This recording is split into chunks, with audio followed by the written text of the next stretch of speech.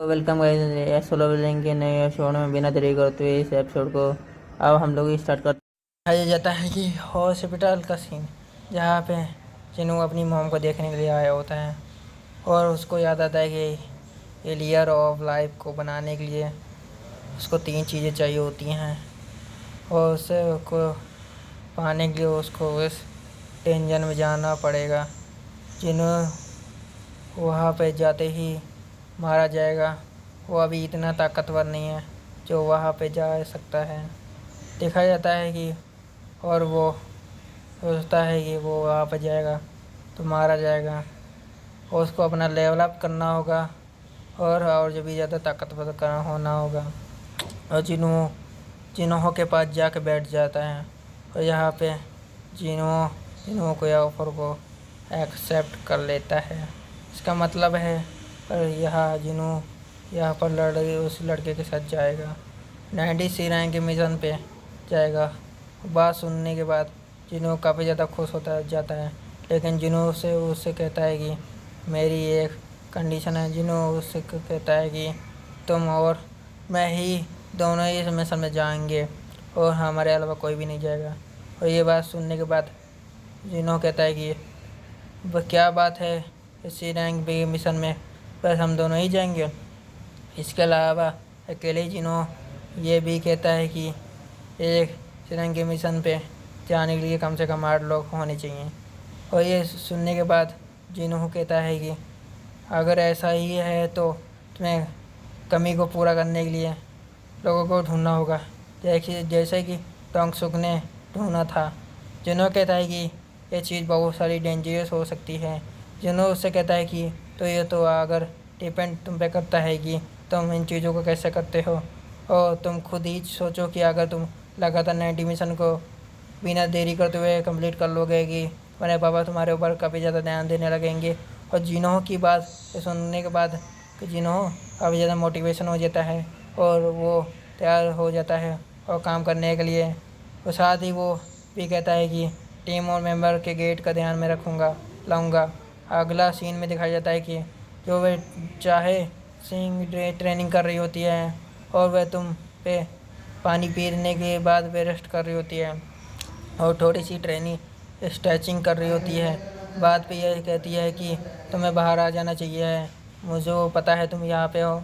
तुम को यहाँ पर एक आदमी बाहर निकलता है और वो उसको कहता है कि एक ऐसे रंग से हंटर चाहिए उम्मीद थी मुझे, तो मुझे इसके साथ वो कहता है अपना रेसिडेंट कार्ड देता है। इसके बाद वो सीन शिफ्ट हो जाता है और सीन दिखाया जाता है। फादर के साथ वह गाड़ी में बैठा होता है। यहाँ पर उसके फादर यहाँ पे कहते हैं कि गेट के आने के बाद इस दुनिया में बहुत सारी चीज़ें बदल चुकी हैं, जैसे कि टेक्सचर ऑफ इकनॉमी और कहीं ना कहीं इंटेलिजेंस से लिंक हो चुकी हैं। हाँ, ख़ास तौर पर स्ट्रक्चर। इसके साथ साथ वो ये भी कहता हैं कि डेंजर में जो सामान होता है, रिसोर्सेज होते हैं, इसके बिना दुनिया में कुछ भी पाना बहुत ज़्यादा मुश्किल है। उस दुनिया के रिसोर्सेज को खाली हंटर ही ला सकते हैं। और अब यहाँ पे जिन्हों अभी अपने पापा की पूरी बात आराम से बैठ के सुन रहा होता है। जैसे कि हम सभी कहते हैं कि जिन्हों के फादर उनको यह भी बताता है कि हंटर एसोसिएशन की ऐसी गवर्नमेंट एजेंसी है जो कि हंटर को ऑपरेट करती है।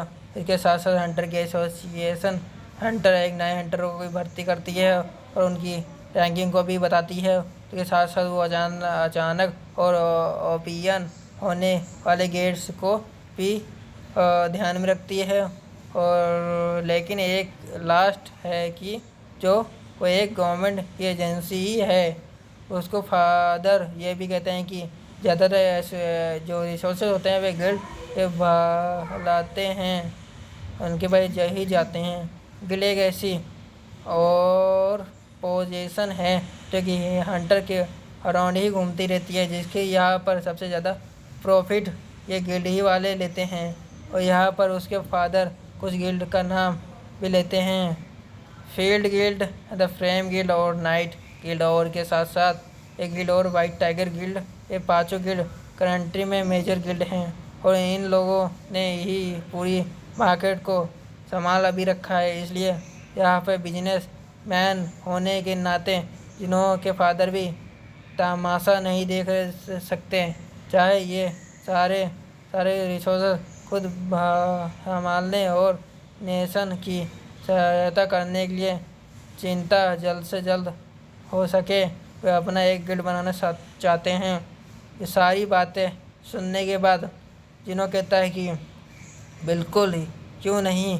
जिन्हों यहाँ पर सोचता है कि अगर वो और उसका भाई मिलकर एक्स रैंक के ज्वाइन करवा ले तो गिल्ड का भी ले तो इनका रिस्क है बहुत ज़्यादा।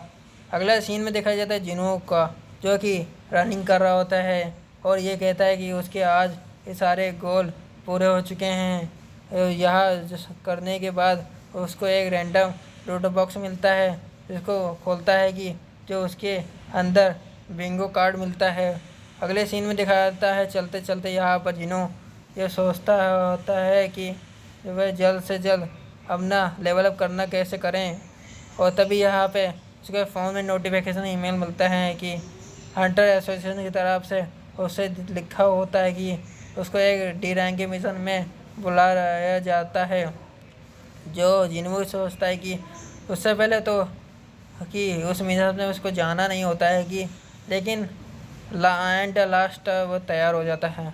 अगला सीन में दिखाया जाता है कि ये जगह होती है जहाँ पर हमें मिस्टर जोंग का सीन दिखाया जाता है।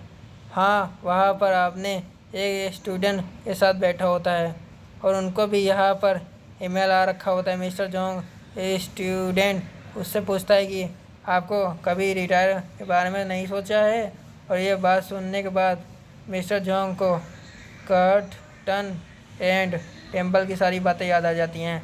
लेकिन वो अपने स्टूडेंट को कहता है कि मेरा हाथ भी कट चुका है और मैं बूढ़ा भी हो चुका हूँ और मुझे लगता है कि मुझे रिटायरमेंट लेना चाहिए।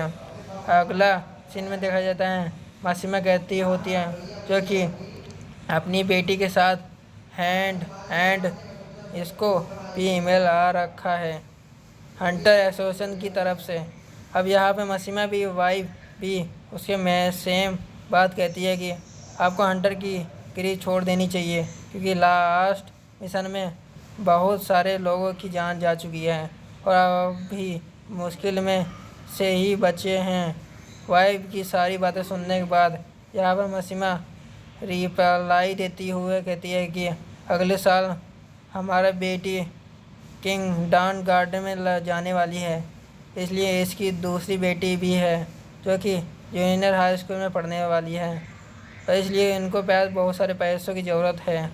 मासिमा कहती है कि हंटर एसोसिएशन वाले हम जैसे लोगों को लो रैंक के हंटर में जाने की मिशन पे कोई ज़्यादा मुसीबत नहीं होगी, नहीं भेजेंगे। ठीक है, पिछली बार हमें किस्मत से ख़राब थी, जो कि बात सुनने के बाद भी मासिमा की वाइफ यहाँ पे थोड़ी सा रिलैक्स हो जाती है और कहती है कि मुझे यह बात नहीं करनी चाहिए थी।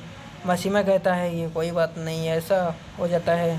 अब यहाँ पर मासिमा की बेटी से कहती है कि पापा क्या आप स्ट्रॉन्ग हो।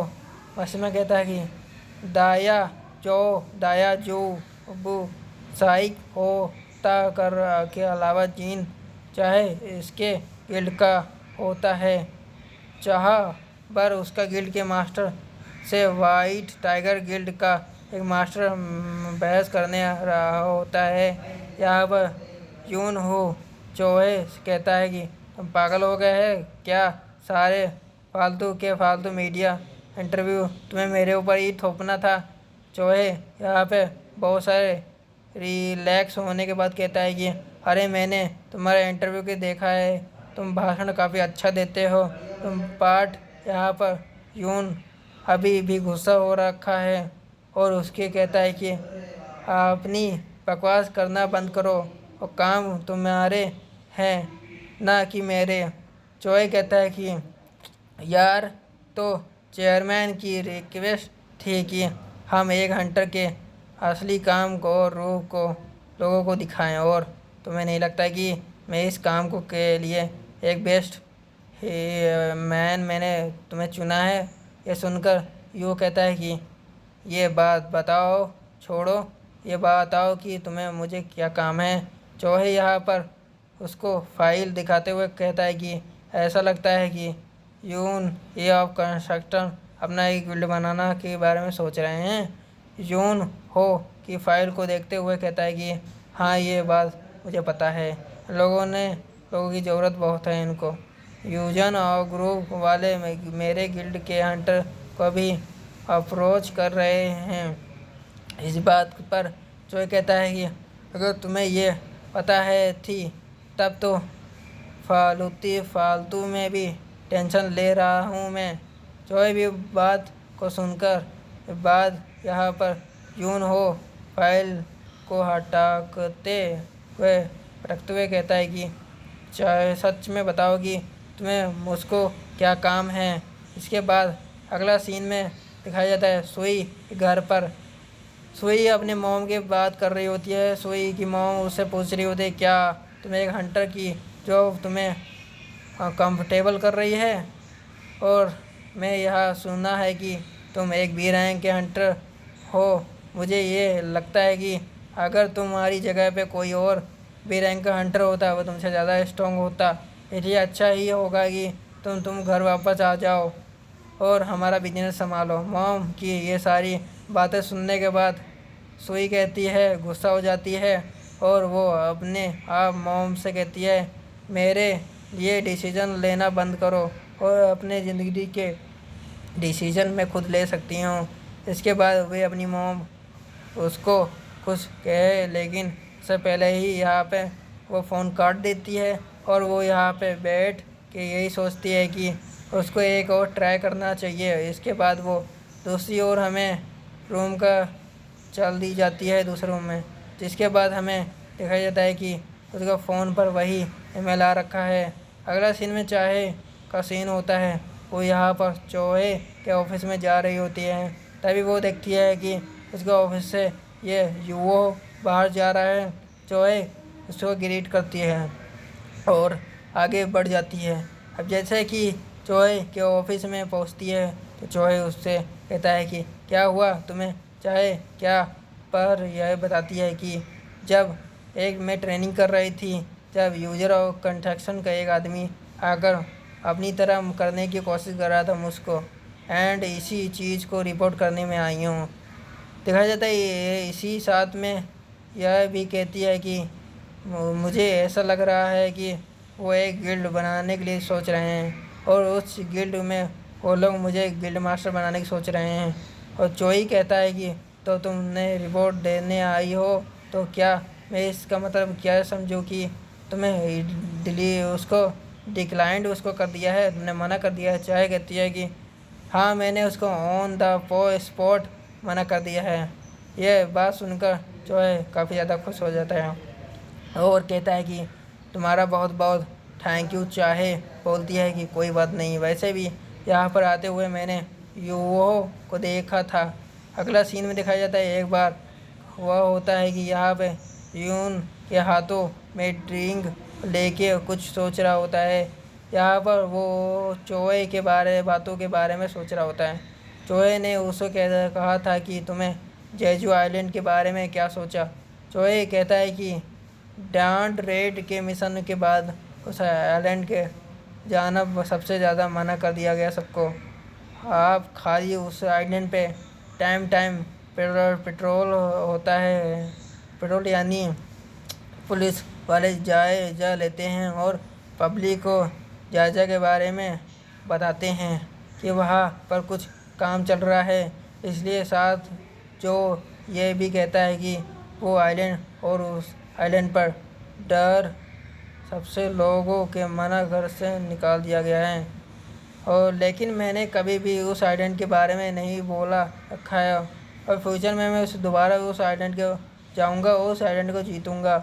इसलिए यहाँ पे चोहे ने मिस्टर जून हो को एक टीम बनाने के बारे में बुलाया रखा है, जिससे कि उन लोगों की संख्या बढ़े और ये लोग और भी ज़्यादा पावरफुल हो जाएं। और यहाँ पे यून हो ये बात समझ जाती है कि एक नए बंदों के लिए इंटरव्यू के लिए जा रहे हैं और वे काम के लिए जा रहे हैं। अब यहाँ पे यूनो की तरफ दोबारा ये सीन शिफ्ट होता है। यहाँ पर उसके दिमाग में अभी भी चोहे की बातें भी चल रही थी। इसी के साथ वो यहाँ पे सोचती है कि उस आइलैंड पे उसका भी कुछ छूटा हुआ है। By the way what is, और अगर तुम्हें जेजू आइलैंड के बारे में भूल चुके हो तो वही आइलैंड है जो कि एपिसोड 1 में दिखाया गया है।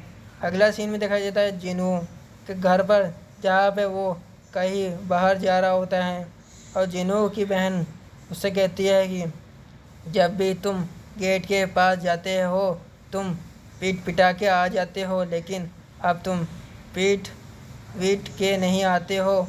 क्या यह एक्सरसाइज काम है आ रही है तो तुम कर रहे हो? जो कि कहता है हाँ हो सकता है, तुम ये बात कर सकती हो कि, लेकिन तो जो कुछ भी हो अब मैं आराम से पैसे कमा सकता हूँ। और यह कहने के बाद वो बाहर चले जाता है। अगला सीन है मिस्टर झोंग का होता है, जहाँ पर वो ये सोच रहा होता है कि जो उसकी अवेकन किंग है वो फिजिकल टाइप की नहीं, क्योंकि उसकी रिस्पॉन्सिबिलिटी से कोई भी बीस नहीं मरता, लेकिन जो कि उसकी अवेकनिंग है वो एक मैजिकल टाइप की है। तभी यहाँ पर चलते हुए उसको जिनू दिखता है। अब यहाँ पर जिनू को ऐसा लगता है वो फेक्स यूज होता है और उससे पूछता है कि तुम जिनू ही हो ना? जिनू कहता है कि हाँ मैं जिनू हूँ। सन कहता है कि ओ इन मैच्योर सा वी लड़का कहा गया जिसमें कि पहली बार मिला था, बस कुछ ही महीनों में तुम इतना ज़्यादा चेंज कैसे हो गए? सॉन्ग इसके बाद जिनू को कटते हुए पैर के बारे में पूछता है।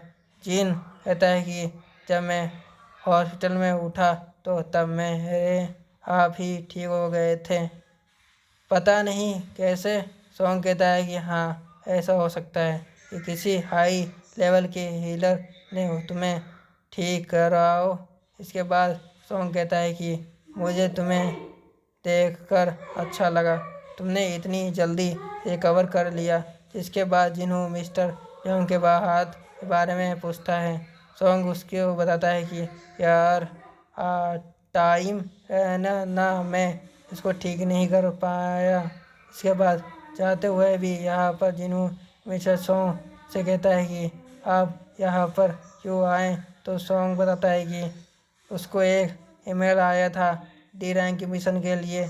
चलते हुए ये लोग गेट के पास पहुंच जाते हैं और जहाँ पर दिखाया देता है कि ये लोग वही लोग हैं जो कि एपिसोड 1 में थे। जो ही यहाँ पर जिनू को देखते हुए बहुत खुश हो जाती है और वो उससे कहती है कि तुम जिनू ही हो, तुम बहुत बदल चुके हो। इसके बाद वो जिनू से कुछ और ज़्यादा बातें करना पाती है, लेकिन तभी यहाँ पर पीछे से एक गाड़ी आती है जिससे के अंदर से 3 क्रिमिनल निकलते हैं। अब यहाँ पर वो क्रिमिनल सुई से कुछ बदमाशी कर रहे होते हैं, लेकिन तभी उसकी गाड़ी से जो जो तुसु गयान का मैंगो भी बाहर निकलता है। मैनेजर ठीक है, तुम्हें कि यहाँ पर मज़े करने के लिए नहीं लाया गया है।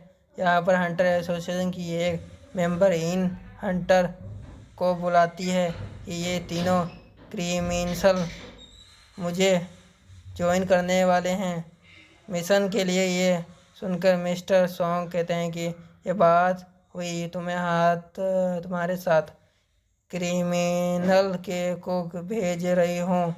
ये लड़की तुम्हें बताती है कि ये तीनों अपनी सज़ा कम करवाने चाहते हैं, इसे चिंता मत करो, ये तुम्हें कोई भी हार्म नहीं करना पहुँचाएंगे। और हाँ, ये जो मेगामी जैसा दिखने वाला बंदा है जिसका नाम कैंग, और यह भी इन क्रिमिनल के साथ आएगा और पारे नज़र रखेगा और इस गैंग के बी रैंक का हंटर, इसलिए अगर कुछ भी होता है तो गैंग सब कुछ संभाल लेगा। और यहाँ पर जिन्हों कहता है कि मुझे कुछ सही नहीं लग रहा है। वो सुई को घर पर जाने के लिए बोलता है, लेकिन सुई यहाँ पर मना कर देती है और वो जिन्हों कहती है कि अगर तुम जा रहे हो तो मैं जाऊंगी। यहाँ पर इतनी तीनों की हथकड़ियों खोल दिया जाता है और कैंग उनसे कहता है कि ज़्यादा होशियारी दिखाने की कोई ज़रूरत नहीं है। अब यहाँ पर डिसाइड होता है कि सॉन्ग इन लोगों का फिर से एक और बार कैप्टन बनने वाला है। झुककर वो जिन्हों से कहता है कि तुम्हारा थैंक यू, तुमने मुझे फिर से एक मौका दिया कैप्टन बनने के लिए। जिन्हों वो कहता है कि आपको ये सब करने की कोई ज़रूरत नहीं है। एंड इस बाद ये लोग चले जाते हैं डेंजन में, और डेंजन में क्या होगा और हमें पता चलेगा अगले एपिसोड में। सी यू, टाटा, बाय बाय।